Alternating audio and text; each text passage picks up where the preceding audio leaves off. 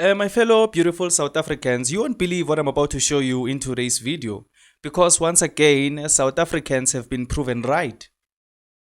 And the so-called human rights experts, the social media activists, and the corrupt politicians who always defend illegal foreigners have been proven dead wrong. A hijacked building, obviously hijacked by illegal foreigners, was raided by the authorities, and guess what they found there? Boxes and boxes of stolen medication worth over R1 million. Guess what they found there? Drugs. I'm talking about medication meant for our clinics, medication meant for the children of South Africa, medication meant for our grandmothers, medication meant for the most vulnerable here in South Africa. But no, instead of that medication going to those people, it was instead kept like a loot in some hijacked building. But somehow, there are still a lot of people here who always defend these illegal foreigners when we say the only thing that they are doing is stealing our medication, taking it across the border to go and sell it in their home countries. These medication boxes that were confiscated, as well as marijuana or dacha, if you may, that was also part of this particular package. In fact, for more information as to how these boxes were discovered, we'll now be speaking to the MMC of Public Safety, as you mentioned, just to get an idea as to how was this operation, since when were you investigating this particular house? We do understand it's a hijacked building, and it does seem abandoned. You know, you can tell that it was a house. But now, how did you then find these suspects, and how many suspects in total, if you may? No, thank you very much for that. Good evening to the listeners as well. So I was with my councillors, the councillors in the city, and there was been a tip-off that there was quite a number of buildings that have been hijacked here at the Houghton. So we're doing our own stakeout just to check what's happening. So we saw, when we entered on this other house, we just saw some suspicious individuals that were here, looking at they're doing the cross-border, the package. And when we're searching and asking questions, we actually find that there's some medicine. There was one box that we saw, illegal medicine, and then we decided that we're going to call the JMPD to really come on site as well, the CCTV and the JMP TRU. Then when we search inside the house, we find all this medicine here, which is close about 1 million roughly, and all of that. And also actually got a bit of dacha as well, so we can look at about plus minus 1M, 2M, something around there. It's quite a very big rack. So this house was a base, basically. Now this is where they bring these illicit goods here, and then they transport them cross-border. Yes, it's these... most of these houses, they've actually been hijacked, and some of them are used for carrying these goods, for the cross-border. Some of these guys, they actually ran away from the city because we've been doing the operation with the councillors Te and Councillor Sihle, because they're the councillor around the area. So they ran away now. They're actually coming into the hijacked houses, and we follow them here. Well, thank you so much, MMC. We'll leave it there for now as we try and get more information with regards to that, Juliet. I'm actually going to move out of shot once more, just so you see what is currently happening. In fact, this is quite a huge building. It's raining right now, and it's also quite dark, so our viewers might not be able to see the full picture, but it's quite a huge compound. The yard is actually really big, and you'd also notice some of the things that are here at the moment. You see some bed mattresses, you see a number of cars. Actually, we counted about 8 cars in one of these yards alone. They are now confiscating those boxes, and then the estimated value at this point will only be confirmed once the counting and all these boxes have been accounted for. It also seems as though this is a syndicate. It happens most of the time, and for these individuals, there was a stakeout by law enforcement officials as well as officials from the city of Johannesburg. And this comes as no surprise, because us as South Africans, we've been fighting this issue for years. We've been speaking about this issue for years. We've been begging the government to act. So this is not a surprise that these people have stolen boxes of medication and they were found stored like a loot somewhere in a hijacked building. That's not a surprise. It's really not. And it's sad because this is the medication that whenever our grandmothers go to the clinic, they are told there's no stock. This is the very medication that they should be receiving. It's really sad. It's a sad reality that we are living under here in South Africa because every time when we speak, we are going to be called names. We are going to be called xenophobic. We are going to be told, but not all of them. It's really hard being a South African in 2025. But one thing I know is that we will never stop talking. Whether you call us xenophobic, whether you call us Afrophobic, whatever you want to call us, we will never stop talking about these things because we are always being proven right. Who's delusional now? The people who defend these illegal foreigners or us as South Africans when we tell you that these people are stealing our medication? Who's delusional when you are going to deny that fact even when there's proof? We are not delusional as South Africans. We know what we are talking about. And these types of operations always reveal the truth that South Africans know what they are speaking about. We are the ones who live under these realities. So we don't care what you call us. You can call us all types of names.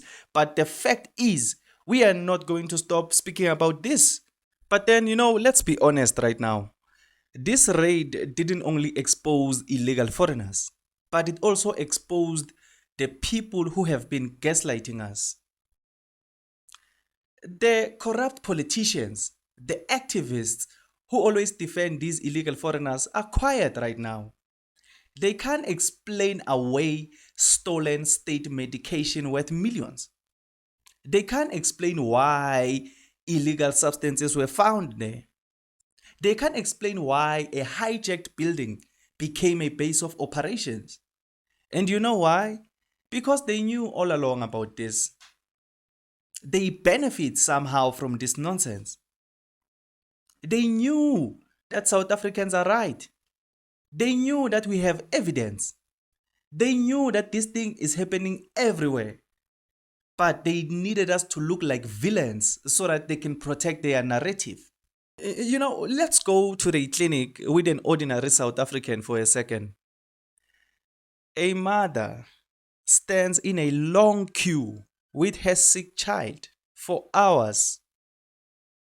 A diabetic pensioner is told to wait because there's no stock of medication. An injured worker who broke his leg is told to come back again tomorrow because they can't help him today. And while our people suffer, while our people are being failed, criminals are stacking vans with boxes of medication to go and sell in their home countries. Medication that is clearly written not for sale. And who suffers as a result of all this? South Africans, always. And when we speak, when we try to be loud about this thing, the louder some people defend these illegal foreigners. And we must ask ourselves why. Who benefits from protecting these illegal criminals who steal from our clinics? Who benefits from keeping South Africans quiet? Who benefits? And there's a double standard that really pisses me off here. Because as South Africans, when we break the law, we are arrested immediately.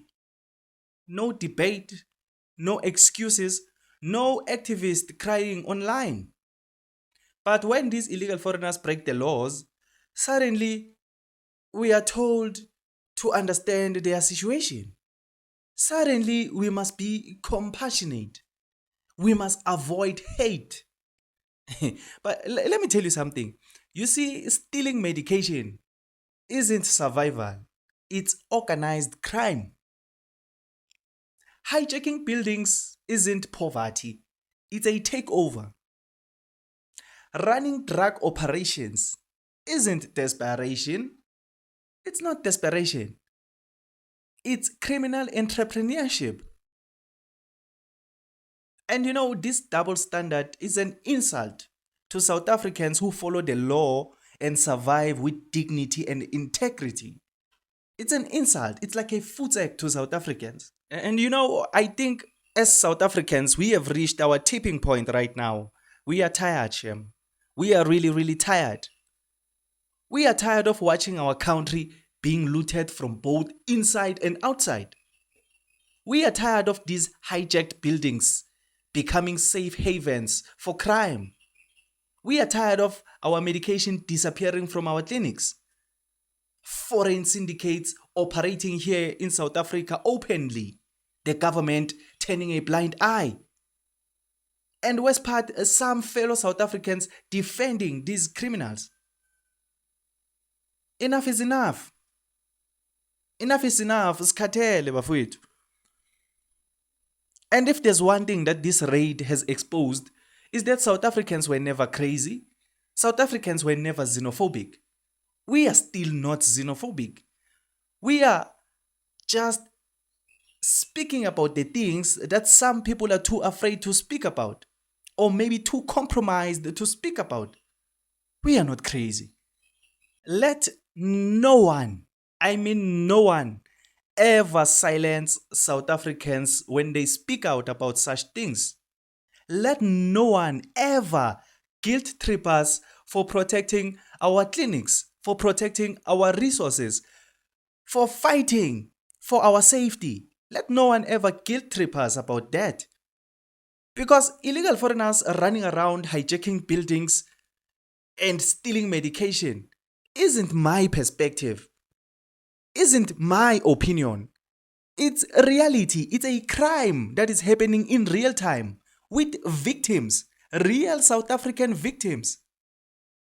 And you as a South African defending these criminals simply means you are standing against your own people. This is bigger than politics. This is about survival. This is about national dignity. This is about our future and the future of the coming generation. So, the next time someone tries to shame you for speaking out, remember this raid. Remember the stolen medication. Remember the drugs that are killing our brothers and sisters. Remember the lies they always tell us. And then look at them straight in the eyes and say, South Africans have been right all along, and we won't keep quiet anymore. My name is Emmanuel, and this is Mzansi Versity. Please leave a like, subscribe to the channel, and leave a comment. Tell me your own thoughts and opinions about everything that I've been speaking about in this episode of The Spotlight. Let's meet again in another video.